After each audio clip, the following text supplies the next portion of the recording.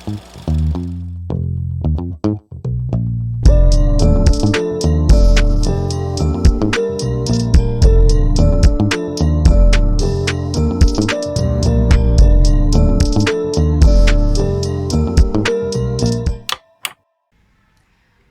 bahlobo emakhaya. Hi everyone. I hope everyone is doing well. I hope that your December is Decembering and that you're having a good time, that you're planning to have a good time with family and etc etc etc. Just hope that you're holistically well. And thanks for tuning in. This is the not so long awaited final episode of season 1 of the podcast.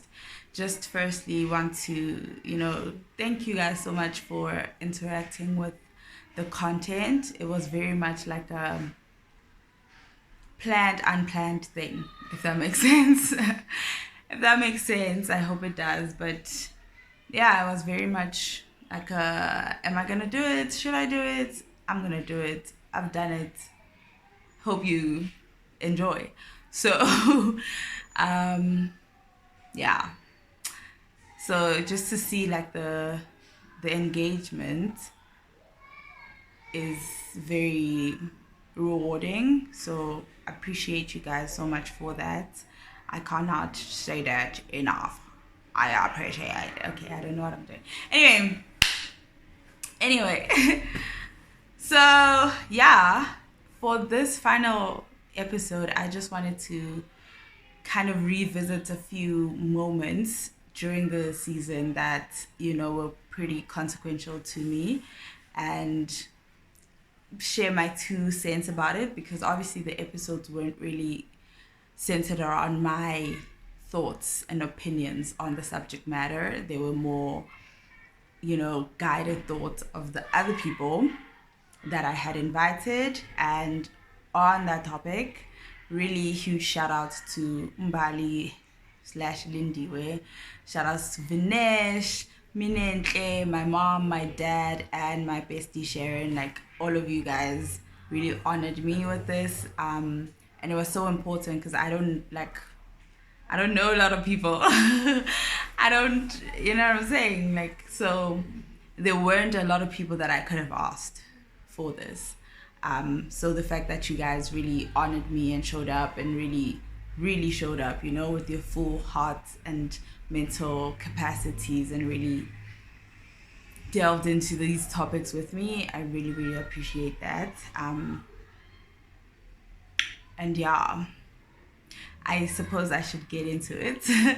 Okay, cool. So I made a list because it's me, and chances are it's me. If I don't go on a tangent, I will not have anything to say. So the list is necessary. Okay. So obviously for episode 1, that was just like intros and all of that. So there's nothing really to say there outside of like thanks somebody for facilitating that. From episode 2 with Venesh, the thing that stood out to me was like, it wasn't a lot of the conversation. Actually, I think that might have been the shortest episode, but the concept of, and I think I've done a video on this on my YouTube channel back in the day. I just can't remember if I actually posted it or not, because but yeah, it's the concept of not only living once, but the fact that we actually have no idea, no understanding of how long our lives are or how short our lives are. And like the fact that on a daily basis we really should be striving to do the best that we can that day, And I think I heard it was either a motivational speaker or it was a sermon that I had listened to, where basically the person was saying, if you die tomorrow, are you gonna be okay? And that's like separate from the whole like sin chat of like, are we going to heaven or hell? That's separate from that chat. That's purely based off of, this is the time that I had. How did I use it? And am I okay with, when I died and what I had done literally the day before, and how I had led my life leading up to that point. And when I heard that, it really messed me up, because like I said in that episode with V, it's like there's such a pressure attached to that, to being mindful of every single day. Like, it's very fulfilling. I have done it, At the end of the day, this is what I did. This is how I felt about, how the day went, and this is what I could have done better. I've definitely lived my life like that. But it's so pressurized, especially on the days where you're not feeling your best, And it's hard as a person myself who places such a huge value on doing things that I do with excellence, you know what I'm saying? And that's not to say I'm gonna sing like Beyonce. It's to say that I will use my voice as best as I can. And just sometimes you're not in the right space, bruh. Like, you're not in the right space to do the best. And it's also tricky because, in all honesty, you probably did do your best with that mental headspace, with how fatigued you are, or how emotionally tired you are, or whatever it is that you're going through. You probably, sometimes waking up and getting out of bed is doing your best. And trust me, like, as a person who's gone through depression, I know that that's true. But at the time, it was I couldn't compute that, you know what I'm saying? So at the time, it's like, I should have done more. I made a list of 3 things, only 3 that I wanted to accomplish, and I didn't even do that. Like, what's that? Like, what is that? But anyway, yeah. Point being, it's just really like it's a heavy concept to grapple with, and to find like a healthy way to incorporate that into your life and to live by that, where you're not driving yourself insane, but at the same time you're not being passive, I think apathy and passivity is definitely a whole new pandemic in our society. But like, life doesn't happen to you. I mean, it can. If you want it to, it definitely will. But you also have the option to be proactive and, as they say, take the bull by the horns and do your thing and direct, the direction that your life is going in. And I think that's the thing. I think when that episode happened, or when that shoot happened, I don't think I hadn't thought about that in a bit, as much as, of course, it's part of habit, so I do it, but I hadn't really like allowed myself to think about how consequential that is for real. And so when V mentioned it, I was like, yo, bruh. Like, really, bruv? And it like just like brought that back to front of mind. So yeah, I've been thinking about it since, like, on a real sense. And I think, yeah, like, I think that's the takeaway, is like, we don't know, nothing's promised, for sure. It's funny because we make plans literally every single day to do this and that tomorrow, to do this and that in 5 years, to do this and that in 3 years. And we live life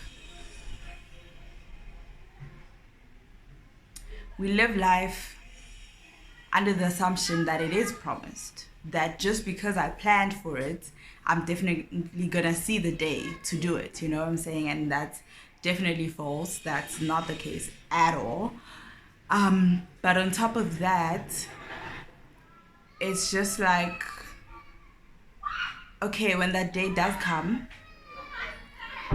like, I don't know, it's this whole, it's entitlement of sorts, I feel, because we feel like, and I think that's where procrastination comes in, where you're like taking for granted the moment that you have and just assuming that you're going to have another moment to do what you could have done with that other moment. And this is not a chat against rest and taking time off and all of that. Like, that's not what I'm saying at all.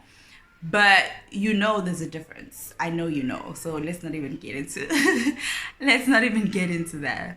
But yeah, that's like that episode for me. Like, that's obviously, it was a interesting conversation overall, but that part has been with me since.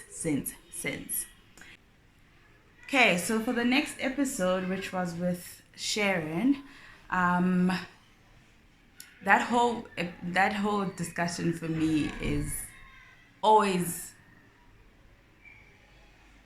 significant. Anytime that there's chats about love and what it means for certain people and how they receive it and how they give it, and like how their childhoods have shaped the way that they see love and the way that, I guess, like their openness to love. It's always very much like a very interesting chat for me. I think I have like a very distinct way that I have interacted with love specifically, and there's certain periods in my life definitely where it's been this or that or the third, just depending on what's going on. And I think love being conditional, I think, plays a lot of it plays a huge part in that journey that I have had, in my understanding of what that means, and what that means for me, and in the way that I love people, and then in the way that they love me. So yeah, in summary, that whole chat was very significant, and basically every other chat that I have around that is always significant, because I think I'm the most infantile in that, and anything, I guess, that is that relates to emotion, I'm very much like, I think that's the area I need to grow in the most. So I'm always looking for that growth. But when it comes to the episode and what stood out for me, it's something that we didn't even really like spend too much time speaking about, but it's the idea of when we should encourage or expect our children, our younger siblings to, start dipping their toes into the dating world. And like, I guess, as far as age or maturity is concerned, and what that should look like. Because on the one end, I've definitely heard of people that have gone into dating at an age where we wouldn't even necessarily say it's too young, like around 17, 18, 19, which is even like late for some people. Some people be really in there very early. But I've heard of situations like that where someone will like be like, okay, yeah, I guess I'm a mature now, let me start seeing what this is all about. And they get traumatized, they get abused, you know what I'm saying? Like, things happen where they kind of feel like they should have waited longer. But I've also heard of situations where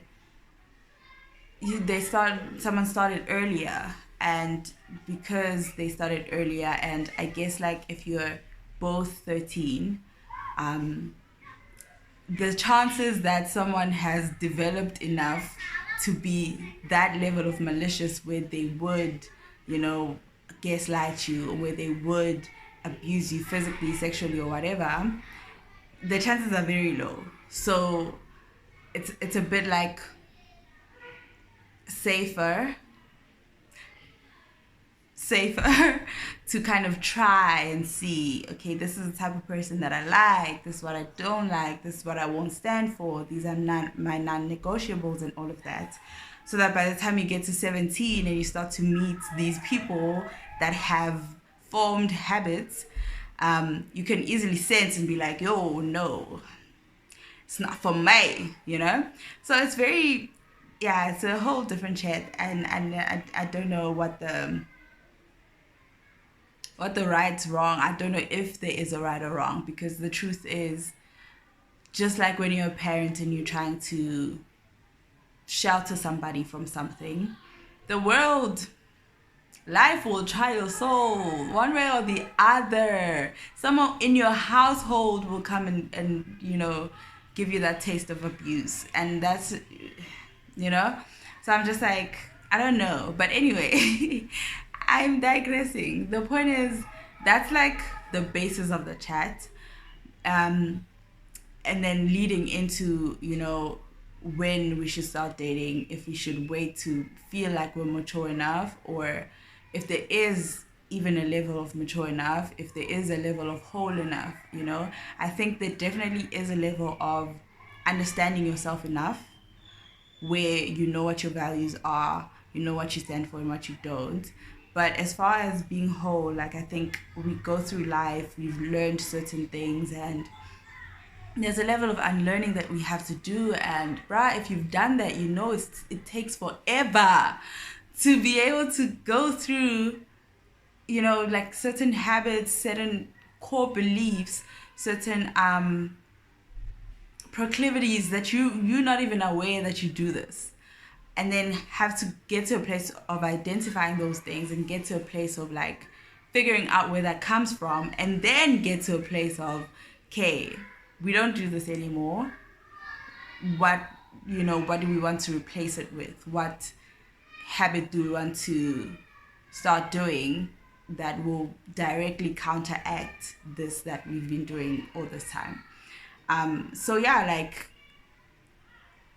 we can't even say when you're like 60 that you've learned everything that you needed to learn, and that you are the person that God had created you to be, because it's an ongoing process. So as far as like dating and love is concerned, romantic love, I don't think it makes sense to like wait for that, because when is it coming? And so we were chatting about the idea that you would then, you know, be with somebody, and hopefully you guys are building something real, and, you know, like kind of help each other through those processes, and have like a honest relationship where you're able to say like, yo babe, like, I'm going through this right now. I just noticed this. When you said this, it triggered this, and I've been trying to grapple with it, and this is now added on to the list of other things that I'm trying to work through. And so, truth be told, like, I don't know, once I've worked on myself and kind of gone through the unlearning and relearning and learning of new things, what that would look like for me personally at the end of that journey, and for how I relate to you, you know. And hopefully that person would then support you, because they also have their own things that they're going through. And that at the end of it, at some point, you will have either grown into this like really strong relationship where you constantly learning to love the new parts of each other, or you would have gotten to a point of, yeah, we are completely different people than when we started this, and the person you are is unfortunately not a compatible person for me. And this is obviously assuming that we are for compatibility, and not forcing things. But yeah, like I think that chat is so important, and I think that I know of people that are kind of apprehensive to really do that deep work within themselves because they don't know who they will be, because they don't know if that other person will like who they are, because they don't know that they will even agree with the decisions they've made, and like what that guilt is gonna look like, and then having to work through that. And now, you have like maybe like 3 kids, but now you're parenting the last kid from a place of health, and now your other 2 kids, they resent you because that's not what they got. And it's just like, you know it's iffy.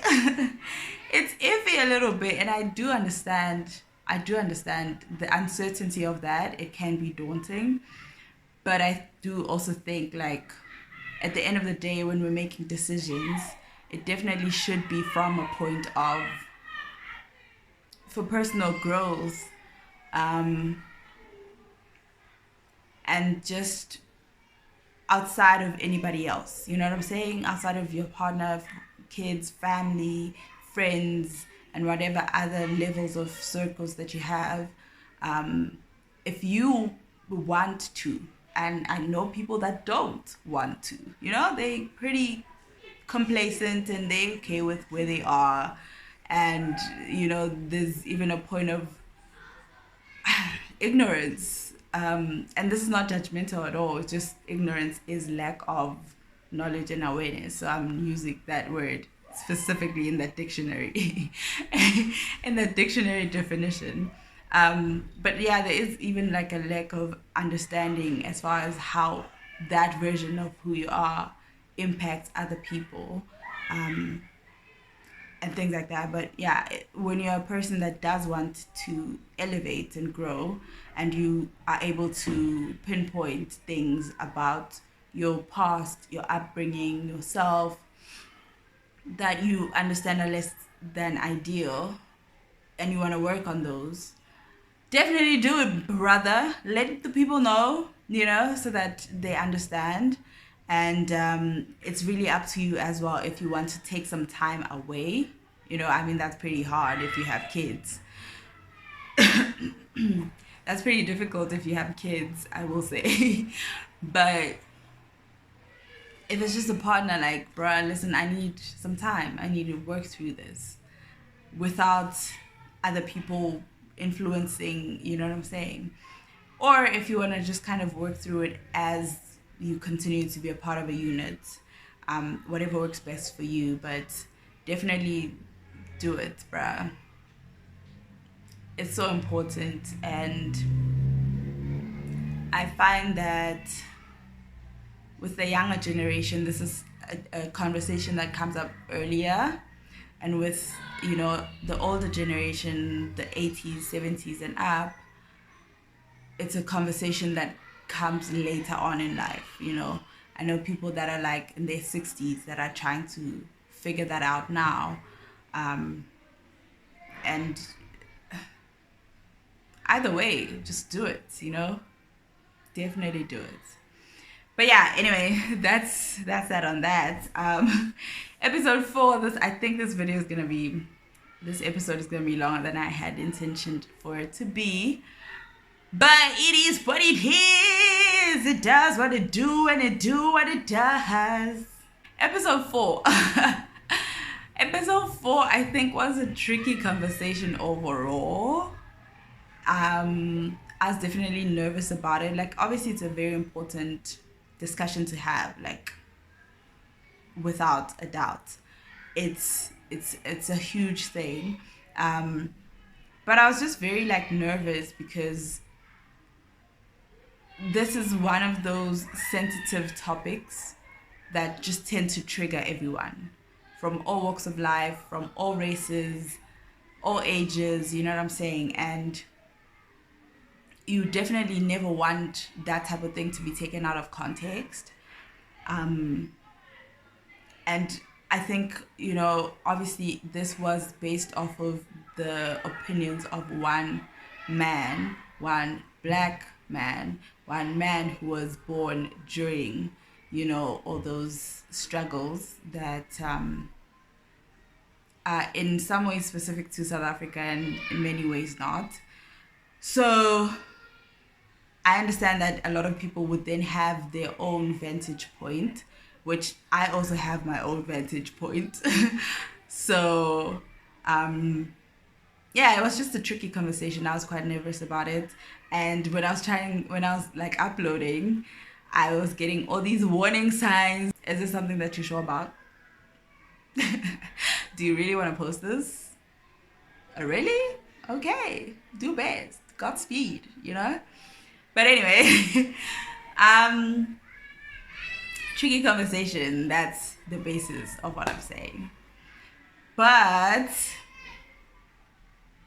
what did stand out to me, and what I definitely was like, yes, yes, and yes, is the chat of the lack of education as it comes to this specific topic. In general, and obviously, like, we learn in school. I learned in school some things, like I know Steve Biko, and I know like his whole timeline because I had to cram it for grade 9 history. But there's like so many intricacies that we don't know of, and like so many things that I found when I was doing my own personal deep dive during 3rd year, because I had time. I guess I had time to just like do all of that. But to be honest, actually, I was toying with the idea with my bestie to like start something, a political club of sorts. So I didn't want, if you know me, I like to know as much as I can know about anything. I didn't want to be disadvantaged in that way. So I was researching South African history, but really African history, and what it's looked like as far as politics and all the colonization and all of that. And there's so much that I found. So much, and it's not even that, because when you go through all these like different sources and kind of you're exposed to different points of views on a certain topic, so it's not necessarily that you're taught this is what happened. It's just seeing all these different puzzle pieces and kind of letting your mind, with your lens and your experiences and what you've come to know, shape what you then come to believe about that certain event or series of events, which I think is extremely important. And I think in so many ways we were able to do that for other things, I think outside of religion, because that's definitely a thing that's like taught. But let's not get into that. Let's not do that. But yeah, like I feel like with life, we're definitely able to do that with so many things. But politics and religion are like kind of the things that we are not, Like it's like there's a very limited narrative when it comes to those things. And it then gives us limited choices, limited understanding moving forward as to how to move forward.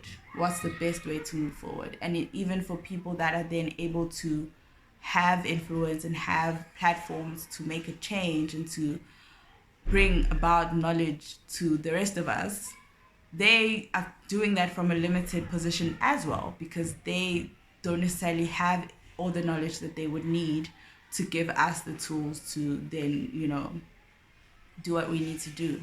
So it's just like a very tricky thing, but I think like that's a point, bruh. Like that was a point. That's a point. Because I've definitely heard of people that like, even as we approach the voting season, there's like this whole debate around like, who should we vote for? And all the grannies will tell you like, we're for this party and this party forever till we die, you know? And then they will speak to us on some, you guys don't understand. You guys don't understand what these people did for us in the time where we had -0 hope. It would be kind of a betrayal for us to then turn around and not vote for them. And for us, it's like, what did they do? Because from where I'm standing,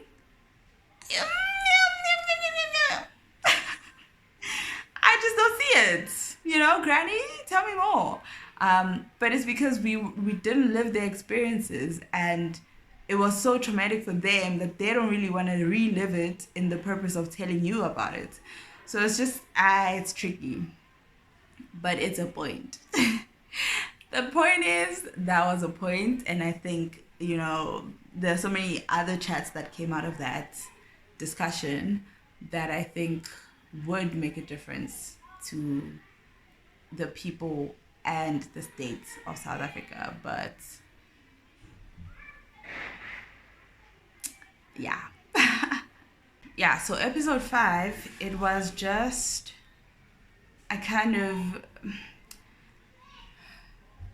a recognition, I guess, of just how hectically important nurture really is. You know, like, obviously, if you've been within any psychological, philosophical, even biological discussions, there is that consideration of like, what matters more, nurture versus nature? But I don't know the answer. But I will say that when we were having that chat and basically just going through like the differences between our parents' generation and our generation, as well as the difference between our generation and our kids' generation, you know, it may seem new, it may seem like novelty, it may seem like kind of new behaviors that we're not used to, and we don't necessarily know how to parent these kids because they have just, it's a new world for them, honestly, and they have access to so much that the discussion of inhibiting and or like enabling becomes even bigger than it was for us. But yeah, Minenhle just mentioned Uguti. Actually, if we instill basically the same values, principles in them that helped us to get through the challenges that we went through, then at the end of the day, it will be okay, you know, and I think it will be more than okay. And I think there's a verse that reminded me of in the Bible that basically says, like, raise the child in a certain way, and when they're mature, they will stick to that, you know. And I think sometimes we get a little bit anxious because our kids start moving a certain direction that isn't necessarily in the direction that we had taught them. But there's a reason why that scripture says when they reach maturity, then they will come back to that way. And so I think it's a thing of like just trusting that we're bringing our best selves to our parenting. And obviously, like, we don't all have to have kids to parent. Like, I don't have any kids, but I still have nieces, nephews, siblings that I play some level of role in kind of shaping their outlook. So I do consider that as a level of parenting as well. So yeah, just like trusting that at the end of the day, we have done our best, we have shown up, we have given them the best of what we have or had at the time, and that eventually things will work out. All things work out for the good of those who love the Lord. Amen. Somebody. Amen. So for episode 6, I had mentioned during the episode that obviously having the chat with my mom, because we don't really talk about anything relational, was a layer of interest. But obviously, as I've mentioned, it being about love was another layer of interest for me. and specifically kind of the topic of breakups and moving on and still being able to bring your best self to the next relationship. And I would say, I would hope that it would be a healthier version of self, a more aware version of self, and kind of a more mature, I guess. A more mature version of self would be the goal. But yeah, I think the thing was, she mentioned something, or she alluded to it, I can't really remember, but it was the chat of like, how do I phrase this? believing people when they start to show you who they are. I think that when we start relationships, it's kind of all like concept, when they build concept cars. It feels like that at the beginning, doesn't it? Because it's just like, this is my vague understanding of who you are, and I like you based off that. And this is the vague understanding of who I am that you have, and you like me based off of that. And as we go along, we start to uncover the real versions of who we are, and kind of move away from the delusion of who we think this person is and get to actually know them. And I think depending on the level of psychopathy that the person has, they might take longer or shorter to actually reveal their true self. Some people show up with their true self. Some people need to be comfortable with you first, and there's all of that. So like, if someone shows you who they are on a real sense, where you feel like, I know this person by now, I should know this person by now, but this is new. Is this who they really are? Chances are, yes, it is. So just like believing that, and I think it's not even a thing of kind of coming from a nasty place of like, oh, this is who you are, but it's coming from a mature place of, okay, this is who this person is, these are their habits, these are their boundaries, are they movable, are they not movable, this is the things that they tend to do when they're stressed out, or this or that, the third. Is this something I can handle? Yes, we can chat about it. I need more communication, I need more affection, I need this, I need that, I need less of this and less of that. But if it doesn't change, can I deal with it and not grow resentful of this person, and not try to change them in any way, shape, or form, and just deal with it? Would I be okay in this relationship if nothing changed? And I think that answer is the most important thing that you will do for yourself. Because if it's a no, then don't even, my brother, I guess have the chat, I need this, and then see what happens. And if nothing changes, it's not you. Maybe it's not even them, to be honest. If they haven't given the space to work that out for themselves, because the truth is, I don't think it's really even about you. I don't think it's that they don't want to communicate with you. I think there's a cycle that they find themselves in that inhibits, that takes away time for them to do that, you know what I'm saying? And then it might be something kind of, I guess, that we would encourage, like trying to sort their career out or something else, or it might be something that's kind of would be discouraged, like playing video games all day. I don't know. I don't know, but whatever it is that they need to work through to allow themselves the time to give you more time, if they haven't done that, if they don't maybe have the space to do that, that's fine. I don't think there's any need to resent that person. They just need to get to a point eventually to be able to do that for themselves. And that person is not you, maybe they need to be with someone else that doesn't place such an importance on those things, and you need to be with someone else that places importance in things that you place importance in. And so I think that's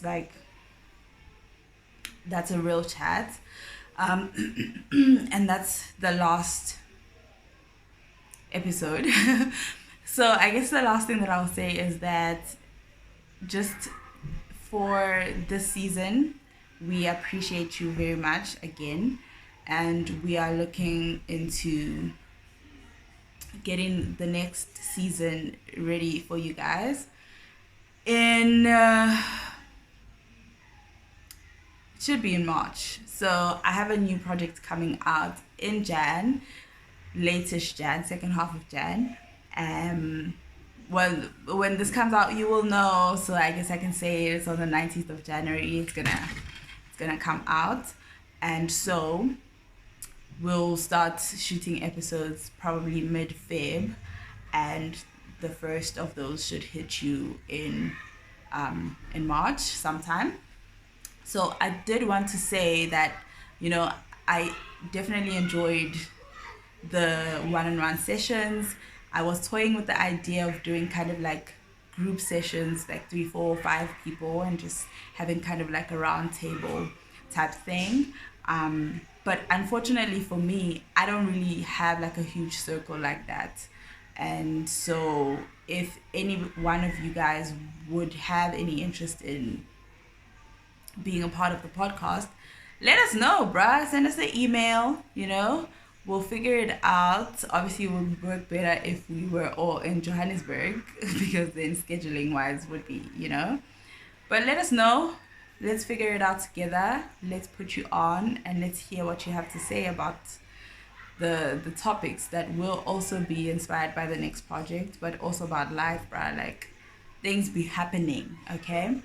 So yeah, let's do that. But for now, for the next like 3 months, thank you so much. We appreciate it. If you find the time, if it so pleases you to rewatch and re-listen to any of the content, we'll see that and we'll give you a shout out for it. Please do share with other people. Let this help you start conversations that you maybe haven't had the nerve to start, the vocabulary to even express to your loved ones, people that you're in relationship with.